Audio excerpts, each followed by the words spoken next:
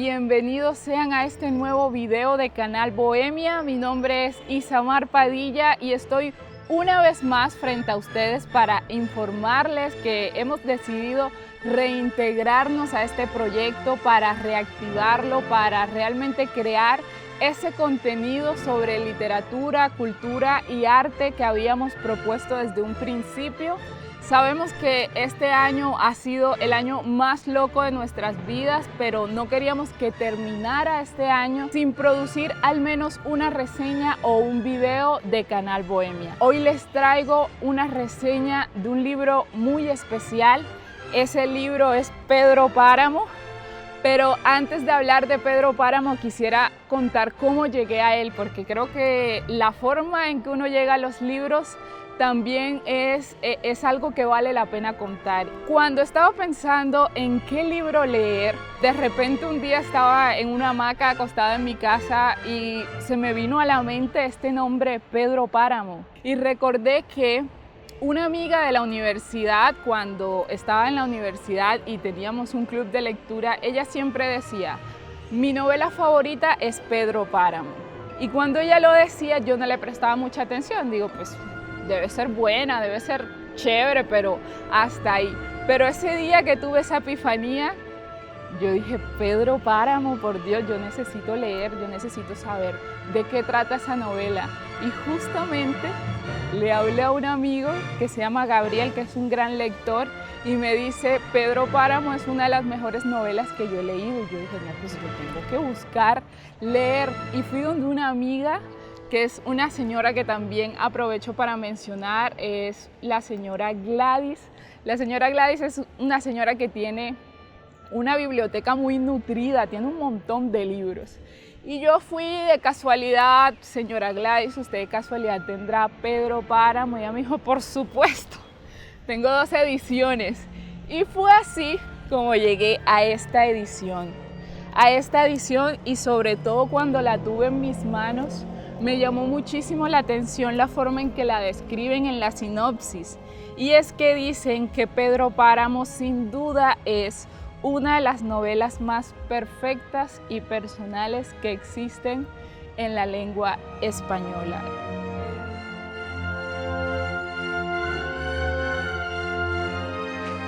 Cuenta la historia de un hombre que llega a un pueblo a buscar a su padre y adentrarse en un viaje que más que la búsqueda de un familiar es una búsqueda a un mundo oscuro y sobre todo a un mundo fantasmagórico que a él le va dando las respuestas de su origen.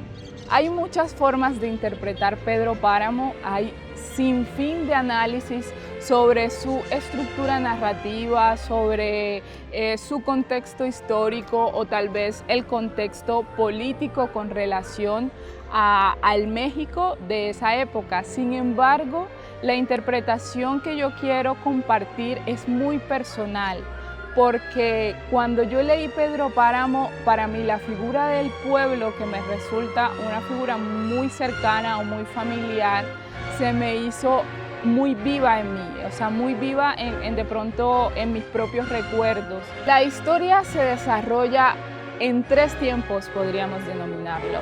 El tiempo actual, que es donde Juan Preciado, que más adelante nos enteramos que este es el nombre del hijo de Pedro Páramo, llega al pueblo a buscar a su padre y se encuentra con un pueblo desolado, un pueblo fantasmagórico.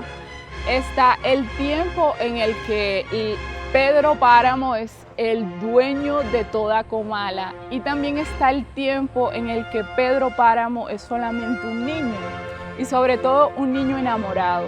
En la primera, cuando Pedro Páramo es un niño, lo describen como un niño normal, un niño pues que vive con su familia en un pueblo y que además está enamorado de Susana, que es como su verdadero amor. Y aquí en este tiempo encuentro una de las frases que más me gustaron, que más me estremecieron y que me gustaría leerla. Pedro Páramo le dice a su abuela, abuela, vengo a ayudarle a desgranar el maíz. Ya terminamos, le responde la abuela, pero vamos a hacer chocolate. ¿Dónde te habías metido? Todo el rato que duró la tormenta te anduvimos buscando. Y Pedro Páramo le responde, estaba en el otro patio. ¿Y qué estabas haciendo? ¿Rezando? Le dice, no abuela, solamente estaba viendo llover. La abuela lo miró con aquellos ojos medio grises, medio amarillos, que ella tenía y que parecían adivinar lo que había dentro de uno. A mí esa frase me conmovió y me recordó a que también he sentido eso, como ese enigma o ese misterio alrededor de las abuelas que tienen la posibilidad de ver más allá de tus ojos, más allá de lo que tú le estás mostrando, y sobre todo en un personaje que luego más adelante nos damos cuenta que es completamente hermético, que parece ni siquiera sentir ningún tipo de conmoción por nadie. Ahora bien, Pedro Páramo es una novela que se desarrolla en un contexto rural, que se enfrentan a unas problemáticas que van más allá del contexto sociopolítico, es como unas problemáticas de lo que sucede dentro del alma de cada uno. Y eso lo empieza a ver Juan Preciado, porque cuando él llega al pueblo, él no se encuentra con personas que lo guían, él se encuentra con figuras fantasmales que le están contando la historia a su padre y también de su madre. Y entonces se describe Pedro Páramo como una historia de susurros, una historia donde las paredes emiten sonidos que te cuentan tu origen, una historia en donde el pueblo está y los personajes están agrietados, una amargura tan profunda que lo ata o que los encadena, que los esclaviza como a su propio purgatorio, a su propia culpa.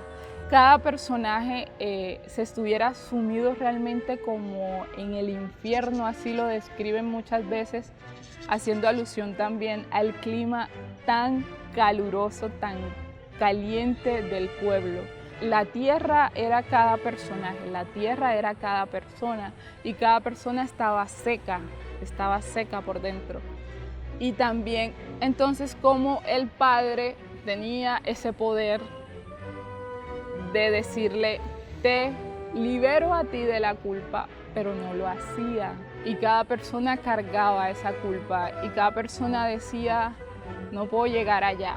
Y era como una resignación de todo un pueblo que sabía que no iba a llegar a ningún lugar mejor, iban a morir ahí. Cuando Juan Preciado llega a Comala a buscar a Pedro Páramo, a buscar de dónde viene, de dónde venimos, es una búsqueda del inicio, pero que curiosamente en esta novela nos damos cuenta que termina también representando el final para él. Y es que Comala, que también pienso que termina siendo un personaje fundamental, es un pueblo que atrapa.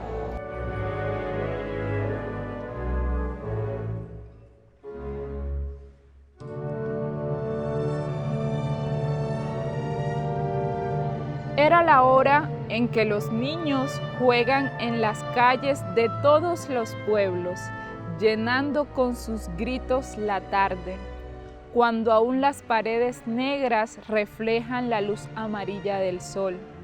Al menos eso había visto en Sayula todavía ayer, a esta misma hora, y había visto el vuelo de las palomas rompiendo el aire quieto, sacudiendo sus alas como si se desprendieran del día.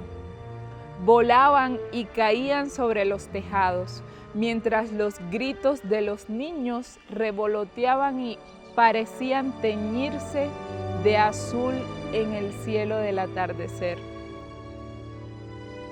No se puede hablar de Pedro Páramo sin hacer mención de las extraordinarias descripciones de paisaje que hace Juan Rulfo. De hecho, Octavio Paz decía que Juan Rulfo, más que escribir escenas era como si describiera fotografías, como si recreara unas imágenes que quedaban tan impregnadas en ti.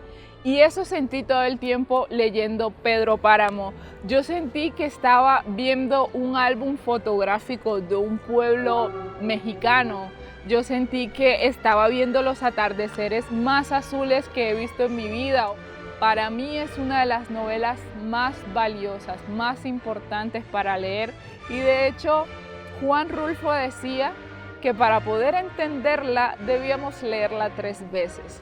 Yo la leí 3 veces y aún así siento que tengo muchísimo por descubrir, que tengo muchísimo por valorar de esta historia. Para ir culminando, entonces no podemos dejar de hablar del autor de esta maravillosa obra, Juan Rulfo. Para presentarlo quisiera leer la forma en que él mismo se presentaba y dice: me llamo Juan Nepomuceno Carlos Pérez Rulfo Vizcaíno.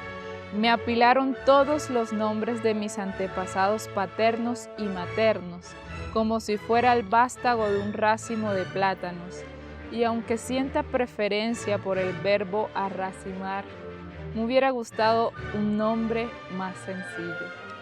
Este maravilloso escritor mexicano nace el 16 de mayo de 1917 en San Gabriel, Jalisco, en México, y muere el 7 de enero de 1986 en Ciudad de México. Es un escritor que no solamente es conocido por su obra literaria, sino también por un trabajo fotográfico reconocido por muchos expertos como un trabajo antropológico, que también documentó la ruralidad mexicana. Y hay muchas personas que se atreven a asegurar que la obra de Juan Rulfo hace parte de una misma estética o de un mismo sentido poético. Realmente es una lectura que disfruté muchísimo. No olviden dejarme sus comentarios sobre sus apreciaciones. No olviden también comentar y darle like a este video, revisar todo el contenido de Canal Bohemia. Nos vemos en una próxima reseña.